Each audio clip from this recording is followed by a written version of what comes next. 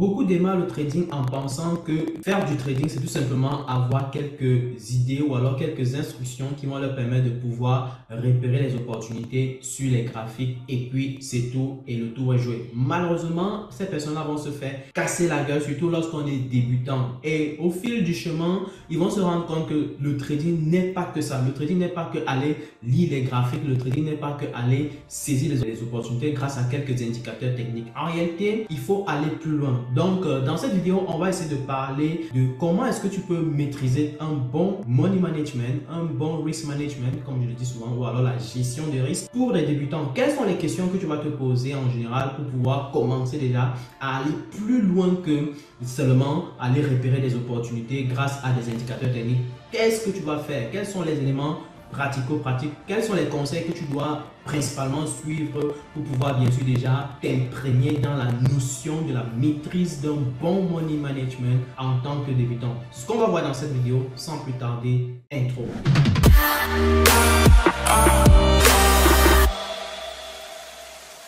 Comme je disais tantôt dans cette vidéo, on va voir comment maîtriser un bon money management en tant que trader débutant. Et pour cela, je vais essayer de te donner les questions que tu vas commencer par te poser clairement et bien sûr les éléments que tu dois bien sûr mettre en place pour pouvoir bien sûr commencer à avoir tout doucement un petit respect de cet aspect-là. Parce qu'en réalité, ce que les gens oublient, c'est que le money management n'est rien d'autre que les éléments pratiques qu'on va mettre en place pour pouvoir minimiser les risques et maximiser les gains. Le problème, c'est que quand on est trader débutant, on croit qu'on est appelé à gagner toutes nos opportunités. Malheureusement, c'est pas ça la réalité du trading. Quand tu fais le trading, tu dois t'attendre à tout et n'importe quoi. Donc, parler de ceci massivement plus que même des stratégies parce qu'en réalité, c'est véritablement là où tu dois travailler pour pouvoir réellement réaliser un bénéfice. Ok, donc avant d'entrer dans le vif du sujet, je tiens à préciser que AFOForex a ouvert les portes des inscriptions pour les programmes de formation qui vont démarrer en janvier et en mars. Donc pour ceux qui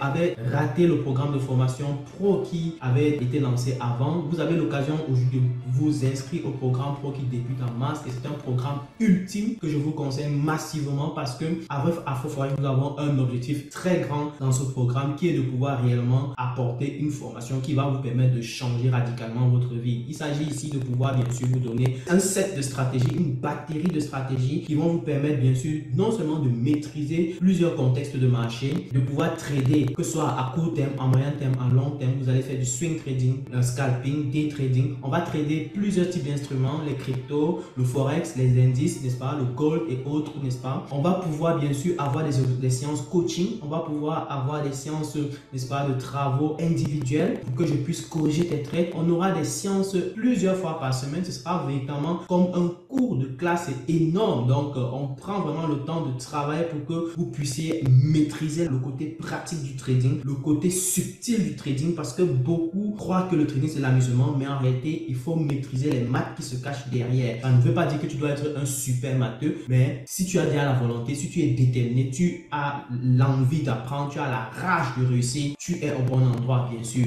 Donc c'est un programme qui va durer 4 à 5 mois, n'est-ce pas? Et on aura l'occasion aussi de partager des stratégies secrètes qui vont te permettre de décrocher des capitaux et qui vont te permettre de trader et avoir des gros financements. On a plusieurs de nos étudiants qui ont déjà décroché des financements partant de 10 000 à 100 000. Je peux vous le dire, c'est extrêmement gratifiant de voir des personnes qui sont parties comme vous. Ce sont des commerçants, ce sont des fonctionnaires, ce sont des personnes comme vous, comme moi, donc rien de surnaturel, ok? Qui ont pu passer l'étape de la formation, qui ont pu décrocher des capitaux et qui sont vraiment à des niveaux extrêmes là maintenant. Donc moi personnellement, j'en suis fier et je veux également que mon objectif c'est de pouvoir atteindre que le maximum de personnes puissent profiter de ce levier qui est disponible aujourd'hui. Donc si tu es intéressé par ce programme, retrouve le numéro en commentaire, le premier commentaire et tu pourras bien sûr nous contacter pour qu'on puisse te donner tous les éléments nécessaires afin que tu puisses souscrire à ce programme. Par ailleurs, nous avons un programme débutant qui est aussi assez intéressant, qui commence en janvier,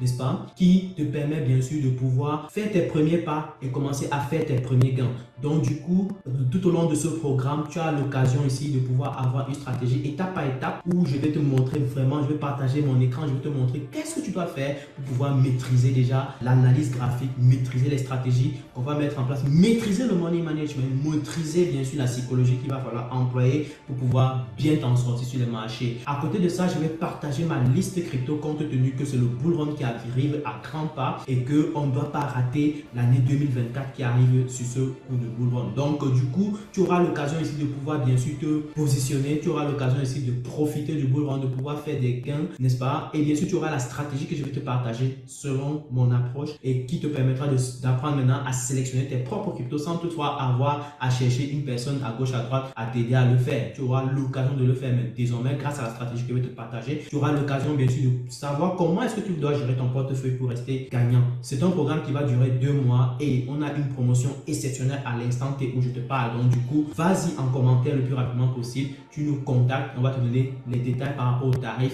et tu pourras donc avoir l'occasion de rejoindre le programme le plus rapidement possible pour pouvoir bien sûr profiter de démarrer ton année 2024 sur les chapeaux de roue. Donc ceci étant dit, on va attaquer le vif du sujet. Donc du coup, on disait tantôt, dans cette vidéo, on va parler de la maîtrise, n'est-ce pas, d'un bon money management pour les débutants. Alors, du coup, pour le compte de la vidéo, j'ai dit tantôt qu'on va essayer de relever ici les questions que tu dois te poser afin de pouvoir bien sûr maîtriser ce que c'est que le money management. Donc, du coup, la première question que tu dois te poser en fait, c'est de savoir quel est le risque que tu es prêt à prendre. Parce qu'en réalité, lorsqu'on prend un trade, on est en train de prendre du risque. Je répète, lorsque tu prends un trade, tu es en train de prendre un risque. C'est-à-dire, si je me place sur une paire de devises, je commence à dire, ok, je vais saisir cette opportunité. Je dois déjà savoir d'entrée de jeu que voici la portion de mon capital que je vais devoir exposer sur ce trade-là. Voici la portion de mon capital que je vais mettre à risque pour pouvoir aller chercher l'opportunité. C'est un peu comme un commerçant qui, lorsqu'il achète une marchandise, il cherche à savoir quel est le coût de la marchandise et à quel prix il pourra vendre pour pouvoir bien sûr faire des bénéfices. Donc toi, tu dois voir également que l'achat de la marchandise que le commerçant a fait, si c'est un risque qu'il prend, ok? Et donc toi, en tant que trader, tu fais pareil. Tu es en train de prendre un risque sur une marchandise et donc du coup, tu espères le vendre à un prix beaucoup plus intéressant et donc du coup, à faire des profits. Donc tu es dans la même démarche, il n'y a pas de changement. Et à ce moment-là, tu dois bien sûr maîtriser à coup sûr quelle quantité d'argent, quel montant d'argent tu vas devoir mettre donc sur le trade en question. Ce qu'il ne faut pas oublier, c'est que tu auras des tonnes et des tonnes de trades. Tu auras un océan de trades à ton opportunité, à ton endroit. Et donc, du coup, tu dois comprendre en ce moment que le montant que tu vas devoir déposer sur chaque trade doit être assez raisonnable. Et justement, partant d'une stratégie de gestion de risque, une stratégie de money management, tu vas bien entendu définir quelle est la quantité qui te soit acceptable, extrêmement important. Tu dois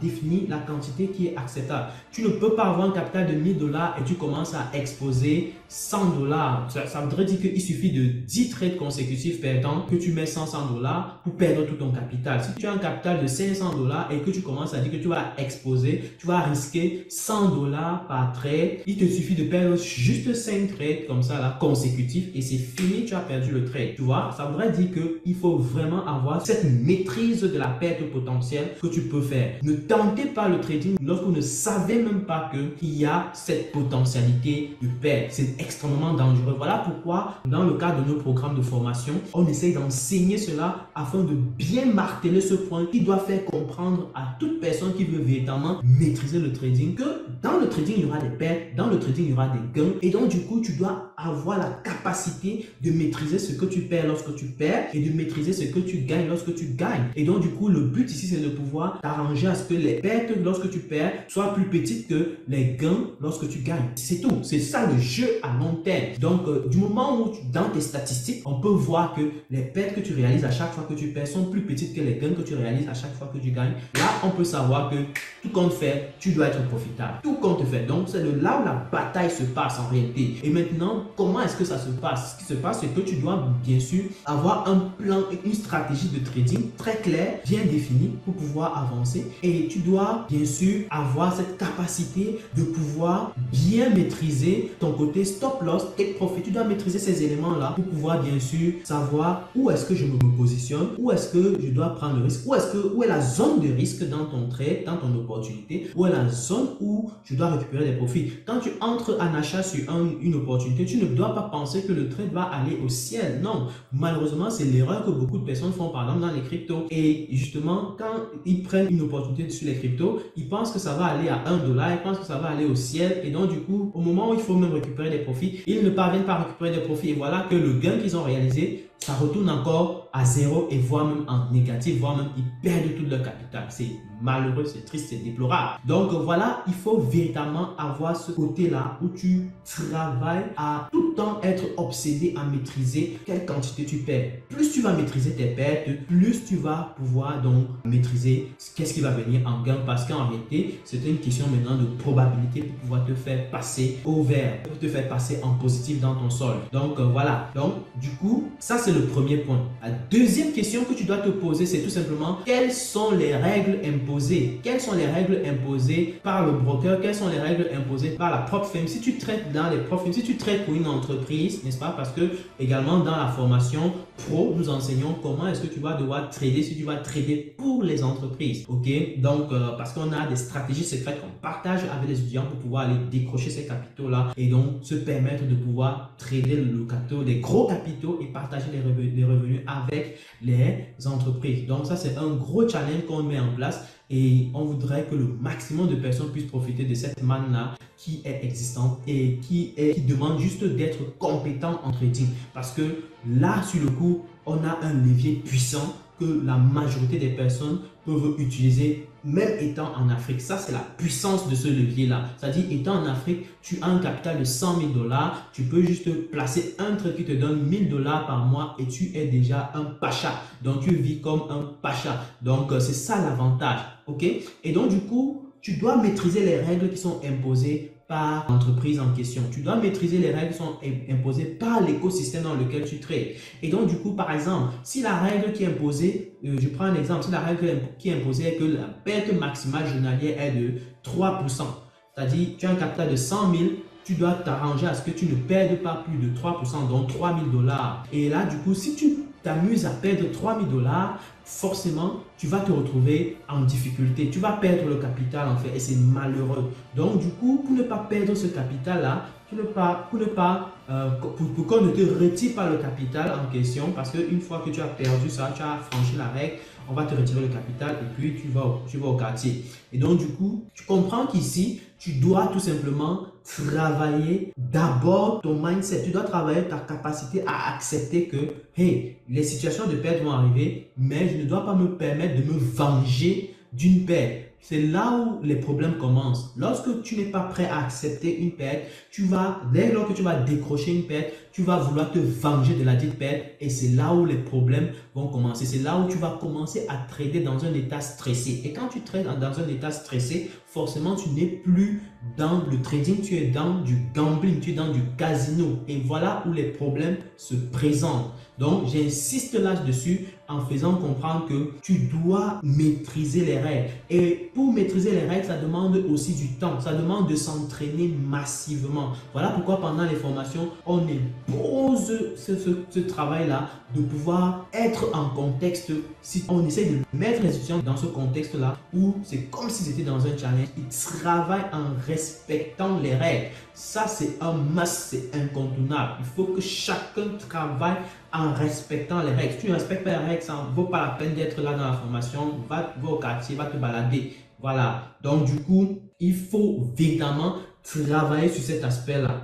D'accord? Donc, du coup, il y a ce côté-là qui est important. Et ça, c'est important même à long terme. Parce que, imaginons un seul instant que on te confie un capital de 1 million de dollars, 2 millions de dollars, 5 millions de dollars. Tu t'amuses à faire des pertes de 5%, des pertes de 10% parce que tu espères faire du 15% de gain. Non, ça ne se passe pas comme ça. Un investisseur, s'il te donne son argent, il ne veut pas avoir les dents de scie dans son truc. Même dans les institutions, on impose. Il y a des barrières. Il y a des barrières qui sont fixées en termes de perte maximale. J'insiste sur la perte maximale parce que c'est l'une des règles les plus méchantes. C'est l'une des règles les plus tranchantes. Donc, du coup, tu vois qu'à ce niveau, dès lors que tu maîtrises ce paramètre-là, tu es capable de pouvoir, bien sûr, progresser rapidement. Parce que l'investisseur qui a mis son argent chez toi, supposons que tu as créé un hedge fund, tu dis que tu vas par exemple trader le capital des personnes externes, tu dois bien sûr être capable de maîtriser que les gains que tu réalises soient assez smooth, soient assez lisses. Donc on ne voit pas des montées de performance, des gains qui montent à 15% de ton capital, après ça descend de 10%, après ça monte de 20%, ça descend de 30%. Ça, c'est pas du bon. Il faut vraiment qu'on ait quelque chose qui monte slowly, ok, ça smooth, ok. Donc du coup, on veut voir quelque chose de la sorte. Là, ça rassure que bon, on peut faire des projections, on peut voir, on peut ne pas espérer quelque chose de dangereux, on peut ne pas espérer une perte globale bizarre qui arrive de manière soudaine comme ça. Et donc, du coup, on peut encore aller plus loin. Ça, c'est important. Et pour cela, tu dois bien sûr privilégier la qualité à la quantité. Ça, c'est extrêmement important. Tu dois sélectionner les meilleurs trades. Tu dois sélectionner les trades les plus de haute qualité. Ok? Ça te permet de ne pas perdre du temps. Le problème, c'est que parfois, quand on est débutant, on est excité à vouloir faire beaucoup trop de trades. Et ça, c'est triste. Ok, mais ça a son côté correct dans la mesure où ça te permet d'acquérir de l'expérience, de pouvoir te tester à plusieurs contextes, de pouvoir faire face à plusieurs erreurs et donc du coup de pouvoir bien sûr apprendre plus. Et ça, c'est la réalité du trading. On apprend en faisant des erreurs, on apprend en manifestant des pertes. C'est ça le véritable trading. Surtout quand tu es dans la phase d'apprentissage, tu as le droit de te tester à plein de choses pour comprendre, pour pouvoir comprendre tout le message que j'essaie de délivrer à chaque fois ici. Malheureusement, ceux qui ne vont pas être dans un cadre pratique, véritablement pratique du trading, ne vont pas pouvoir comprendre ce que j'essaie de dire ici. C'est la véritable réalité. Mais ce que je dois insister dessus, c'est que lorsque tu te lances dans le trading, lorsque tu décides d'être dans le trading, tu dois comprendre désormais qu'il s'agit bien sûr d'une question de jeu de probabilité, de jeu de mental et bien sûr de jeu de psychologie. Extrêmement important. Bien sûr, il y a une notion que tu dois comprendre aujourd'hui, c'est que tu dois être capable de maîtriser cette question-ci. C'est une question fondamentale dans ton trading. Et cette question, c'est de savoir quel est le pourcentage de mon capital que je suis prêt à risquer par jour, par semaine, par mois. Je répète, quel est le pourcentage de mon capital que je suis prêt à supporter, c'est-à-dire à risquer sur chaque trade par jour, par semaine, par mois. Qu'est-ce que ça voudrait dire? Ça voudrait dire que si tu es day trader, par exemple, si tu trades chaque jour, ok, à chaque trade que tu dois prendre, tu dois maîtriser quel est le montant d'argent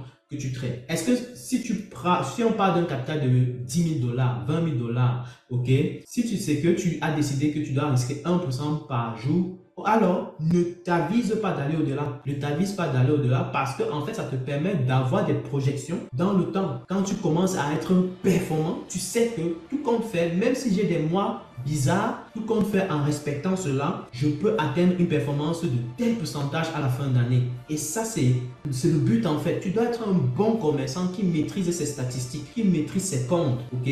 Donc, quand tu as cette règle que tu t'imposes, ça te permet aussi de soulager, de dissiper le stress parce que le trading, quand tu es dans l'activité, tu es stressé. En fait, tu accumules du stress et il faut aller dissiper cela à un moment donné. Et bien sûr, tu dois être capable de créer donc cette limite-là, cette barrière-là pour pouvoir bien sûr avancer. Donc, tu t'imposes une certaine portion de capital que tu peux exposer sur le marché, risquer sur le marché pour pouvoir bien sûr avancer. Si c'est que tu dis, je ne vais pas perdre plus de 1000 $ par jour, ok, c'est bon. Dès que tu as perdu les 1000 $, si c'est que la journée s'est mal passée, tu as perdu 1000 $, allez, vas-y, va-t'en. Ne te présente plus sur les marchés, va te reposer, va récupérer les bonnes énergies et reviens. Si c'est que tu as imposé déjà 1000 $ par jour, ça voudrait dire que par semaine, tu dois t'imposer forcément combien? 5000 $ maximum.